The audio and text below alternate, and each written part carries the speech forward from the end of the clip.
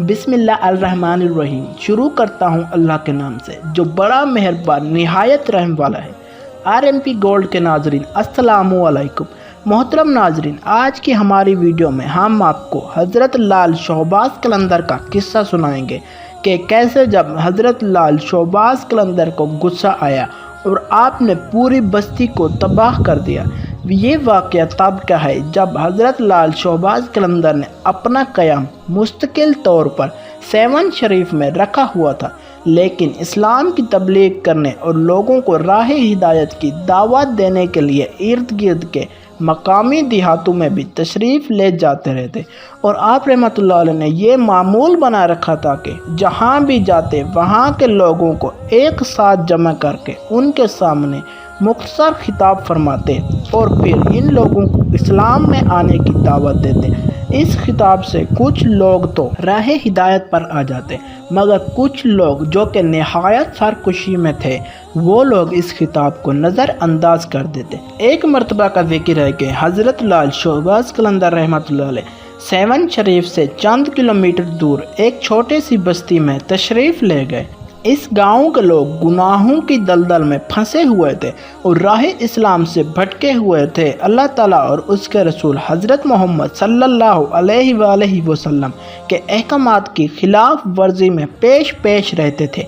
इन हालात में ज़रूरी था कि आप रहमतुल्लाह अलैह उनको जाकर सीधी राह दिखाते और गुनाहों से निजात दिलाकर नेकी और राह हिदायत पर ले आते। चुनाचा इस मकसद की खातिर आप रहमतुल्लाह अलैह उस गांव में तशरीफ़ ले गए। आपकी आमद से कबल ही बहुत से नेक बंदों ने इस गांव में आकर गांव वालों को नेकी की तलकीन की और राह निजात की तरफ बुलाया, मगर इन लोगों के दिलों पर किसी की नसीहत का ज़रा भर भी असर न हुआ, बल्कि वो इस नसीहत करने वालों को तकलीफ़ पहुंचाकर गांव से चले जाने पर मजबूर कर देते। ऐसे सरकशी और बागी किस्म के लोगों को समझाने की खातिर हज़रत लाल शहबाज कलंदर रहमतुल्लाह अलैह भी इस गांव में तशरीफ़ ले गए, मगर इन लोगों ने आप रहमतुल्लाह अलैह की बात पर ध्यान ना दिया और आपको वापस चले जाना पड़ा। आप हर मुमकिन तरीके से गांव वालों को समझाने की कोशिश करते रहे। प्यार और मोहब्बत, अखलाक और मोहब्बत, नरमी और खुशगफ्तारी, हत्ता कि आप रहमतुल्लाह अलैह ने इन लोगों को हर तदबीर से समझाने की कोशिश की, मगर इन लोगों पर जरा भर भी असर ना हुआ। आप बार बार जाकर इनको समझाते रहे, इनको राह निजात की तरफ बुलाते रहे, लेकिन इन्होंने बिल्कुल भी परवाह न की। जब हज़रत लाल शहबाज कलंदर रहमतुल्लाह अलैह ने हर तरह से इनको दावत और हिदायत देकर देख लिया और इसका कोई नतीजा भी ना निकला, तो आप रहमतुल्लाह अलैह जलाल में आ गए और अल्लाह ताला की बारगाह में इन भटके हुओं के लिए दरख्वास्त की, या तो ये लोग राह रास्त पर आ जाएं या फिर इनके साथ जो मामला वो बेहतर समझे वो कर दे। चंद रातें ही गुजरी थी कि आप रहमतुल्लाह अलैह को ख्वाब में ये बताया गया कि इस गांव में जो लोग अल्लाह ताला और उसके रसूल हज़रत मोहम्मद सल्लल्लाहु अलैहि वसल्लम पर ईमान लाते हैं, राह हक पर चलते हैं और अल्लाह ताला के बताए हुए रास्ते पर चलते हैं, उन्हें हुक्म दिया जाए कि वो अपने घरों से बाहर निकल आएँ। चुनाचा ख्वाब के इशारे के मुताबिक हज़रत लाल शहबाज कलंदर रहमतुल्लाह अलैह ने इस गांव में ऐलान करवा दिया, जो लोग अल्लाह ताला और इसके रसूल पर ईमान रखते हैं, नेकी और भलाई के काम करते हैं, बुराई से बचते हैं और इसकी मज़ाहिमत करते हैं, वो सूरज गुरूब होने से पहले पहले अपने घरों से बाहर निकल आएं। इस ऐलान को सुनते ही जो अहले ईमान थे वो अपने प्यारों के साथ अपने घरों से बाहर निकलना शुरू हो गए और सूरज गुरूब होने से पहले पहले वो तमाम अपने घरों से बाहर निकल आए। ऐसे शरारती किस्म के लोग जो गुनाहों की दलदल में बुरी तरह फंस चुके थे, वो इस बात को मजाक समझ रहे थे और लोगों का मजाक उड़ाने में मसरूफ़ थे। साथ ही साथ अल्लाह और अल्लाह के रसूल हज़रत मोहम्मद सल्लल्लाहु अलैहि वसल्लम के बारे में नाखुशगवार अल्फाज भी निकाल रहे थे और खुशफहमी में एक दूसरे से कह रहे थे कि कुछ भी नहीं होगा। ये सब कुछ हमें डराने की गर्ज से किया जा रहा है تاکہ ہم لال شہباز قلندر کے کہنے کے مطابق عمل کریں اور اس کی پیروی اختیار کریں۔ یہ لوگ اس خوش فہمی میں مبتلا تھے کہ آخر رات کا پہر شروع ہو گیا۔ شار پسند لوگ اپنے گھروں کو چلے گئے اور جا کر سو گئے کہ شب ابھی گزر ہی رہی تھی کہ زلزلے کے بہترین زبردست جھٹکے آنا شروع ہو گئے۔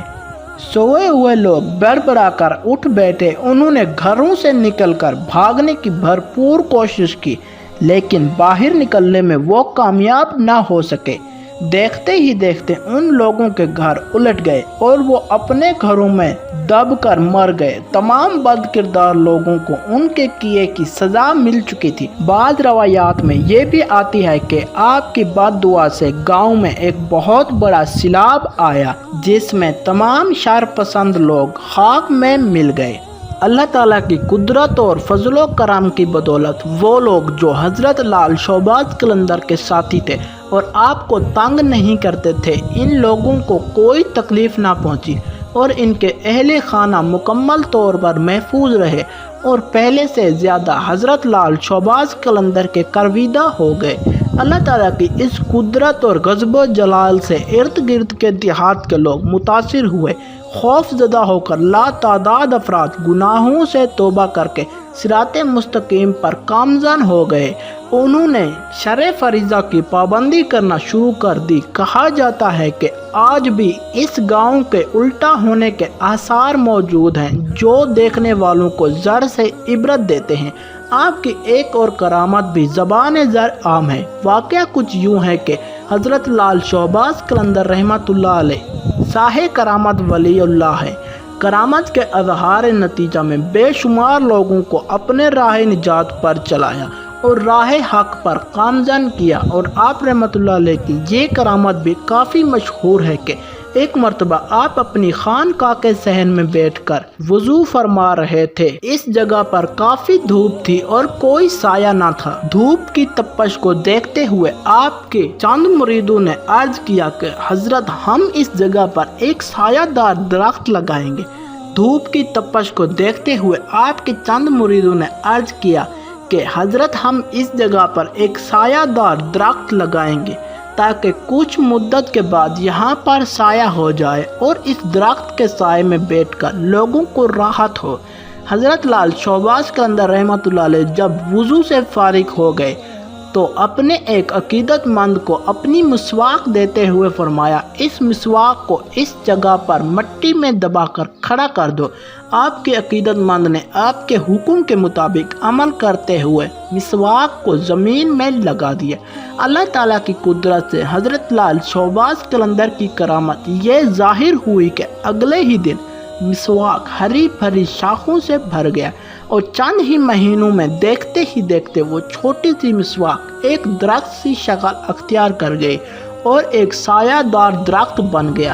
کہا جاتا ہے کہ حضرت لال شہباز قلندر رحمۃ اللہ علیہ جب تک حیات ظاہری کے ساتھ اس دنیا میں موجود رہے، اس درخت کی نشوونما ہوتی رہی اور یہ درخت بڑھتا اور پھولتا رہا۔ لوگ اس درخت کے سائے سے مفیل ہوتے رہے۔ جس روز آپ رحمۃ اللہ علیہ کا وصول ہوا تو درخت نے خود بخود سکڑنا شروع کر دیا۔ لوگوں نے بہت کوشش کی کہ اس درخت کو ہرا بھرا رکھے اور اس درخت کی جڑوں میں پانی ڈالتے رہے، لیکن سب کچھ بے سول ہی رہا۔ درخت مسلسل سوکھتا رہا اور چند دنوں میں ہی اس کا نام و نشان بھی باقی نہ رہا۔ اس درخت کے بارے میں یہ بھی کہا جاتا ہے کہ جب تک وہ درخت موجود رہا کسی شخص کو یہ معلوم نہ ہو سکا کہ یہ کس چیز کا درخت ہے۔ اس درخت پر سوائے گھنی شاخوں اور ہرے بھرے پتوں کے علاوہ اور کچھ بھی نہ تھا۔ نہ ہی اس درخت پر پھل لگتے تھے اور نہ ہی پھول۔ یہ شان ہوتی ہے اولیاء اللہ کی۔ اگر آپ کو ہماری یہ ویڈیو اچھی لگے تو ویڈیو کو لائک کریں، کمنٹ کریں اور میرے چینل کو سبسکرائب کریں تاکہ ہم آپ کے لیے مزید ایسی اچھی ویڈیوز لا سکیں۔ ملتے ہیں دوسری ایسی اچھی ویڈیو کے ساتھ، تب تک کے لیے اللہ حافظ۔